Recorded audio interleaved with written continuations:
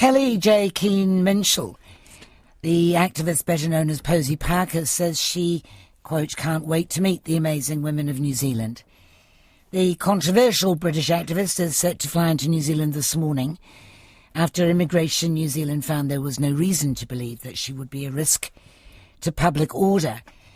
That decision is facing a challenge by rainbow advocacy organisations in the courts this morning and a request for an interim order blocking her arrival into the country. They've also filed a judicial review over the Immigration Minister's decision not to block her from coming here. She joins us now from Canberra ahead of her journey to New Zealand. Kia ora. Hello, morning. are you there?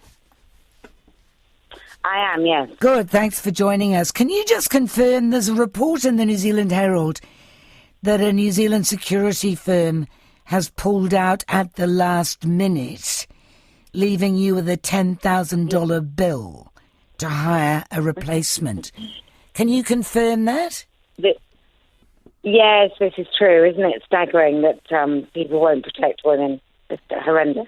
But you mean you've paid them and now they've pulled out? Oh, no. It means that they were hired.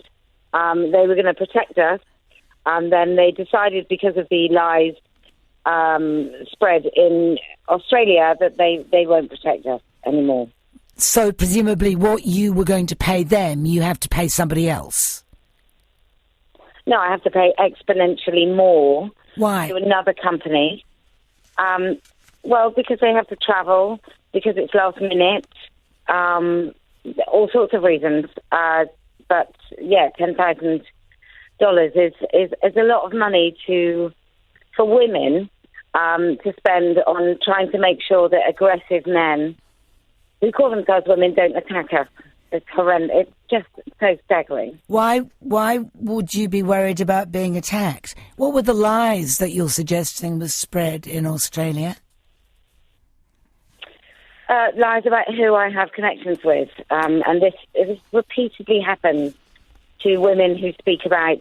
Obviously you're referring to the Nazis, the men in black giving the Nazi salute. Yeah, having anything to do with me. What a horrible, disgusting lie. And that's because every time women speak about our rights, men, particularly men in dresses, and their I've allies, never seen any in feminist ways. rally be attended by Nazi men other than to oppose it. But they were supporting you. Doesn't it make you Why do afraid? you think they were supporting you? They weren't supporting me at all. Why would you say that? Because That's a they were terrible thing to carrying say. a banner calling transgender women filthy pedos. Okay, so why is that anything to do with women? What a terrible thing to say. Because you are an opponent of trans women. I don't want men in women's spaces, and when women speak up against men in women's spaces, these are the sorts of things that happen to women. We get tarred with just horrendous ideologies. Women across New Zealand are very, very afraid. We just had Sebastian Women Coe, across your New previous Zealand report, are not, I finally put it stand to you, Finally very, stand up for female very athletes. afraid. The people who are afraid in New Zealand is the people who object to your catastrophizing for the sake of your own self-aggrandizement. Are you saying that I think it's very, very shameful of you to suggest that women who don't want our daughters to be sharing spaces with men, who don't want our daughters in school sharing spaces with boys, I want my 16-year-old daughter to be able to walk about this world without having to put up with men in her space. And you tell me that makes people afraid, and that's catastrophizing. When Absolutely asked, shameful thing to suggest. when asked about the motive of the trans lobby, you say... What do you think a motive is of a man in a woman's space? What do you think his motives might be? When you were I'm telling you, asked, it's not good. if you could let me finish the question, when you were asked about the motive, interrupting.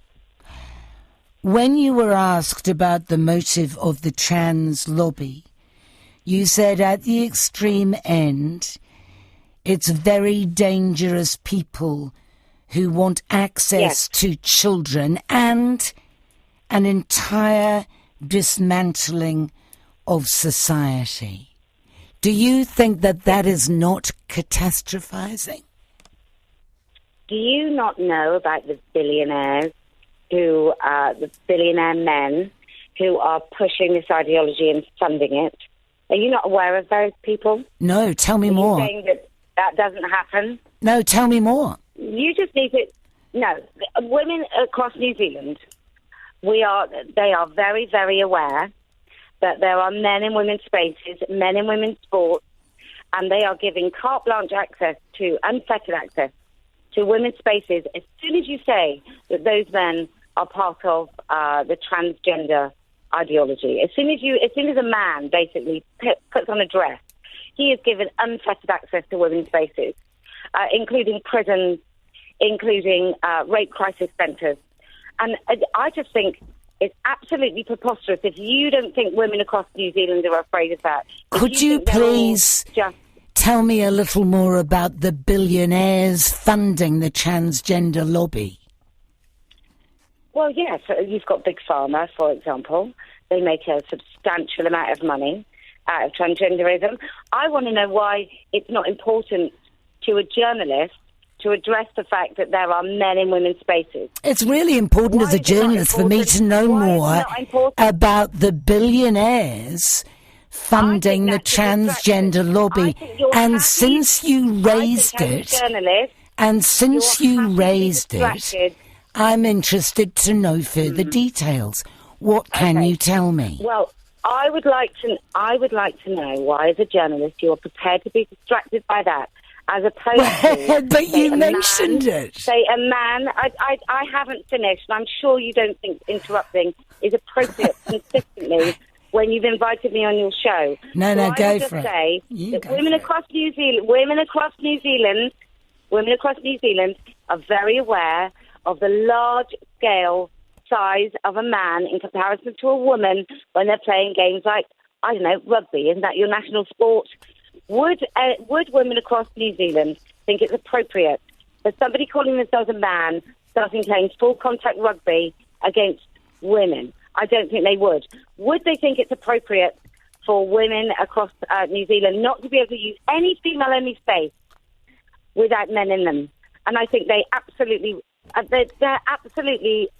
terrified of speaking up against it, because views like yours, which basically tell women, if we speak against it, then hellfire will rain down upon us and we deserve it.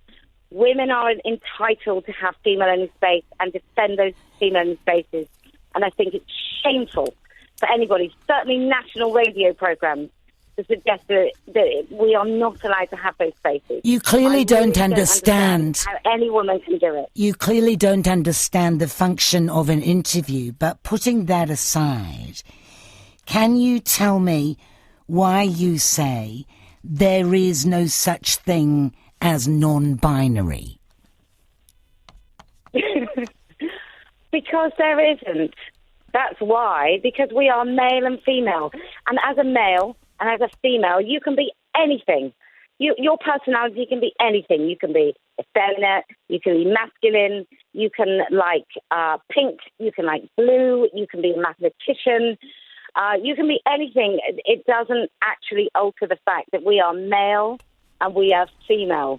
And non-binary is something that I'm pretty sure nobody can actually properly describe in a way that would be sufficient for most reasonable people. You seem to suggest that there are hordes of trans women poised to rush into the women's changing room for nefarious purposes. Only takes one. What that does, right? I don't believe that any man, no matter how he identifies, actually becomes a different sex.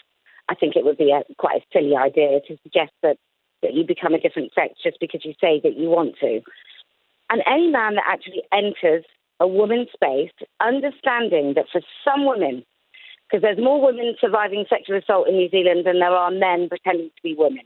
So any man that enters that space, knowing that he may make a woman very afraid and uncomfortable, or a young teenager or a survivor of sexual assault uncomfortable, any man doing that, I think, is doing it for nefarious reasons. I don't think any reasonable, decent human being would want to make other people feel quite so afraid. This is because you do not believe in the existence of trans women.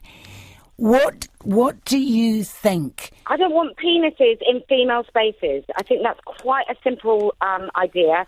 95% of men who call themselves women don't even take hormones. They don't get their penis removed. They keep their penis. So I don't want them in women's spaces. I'm surprised anyone would.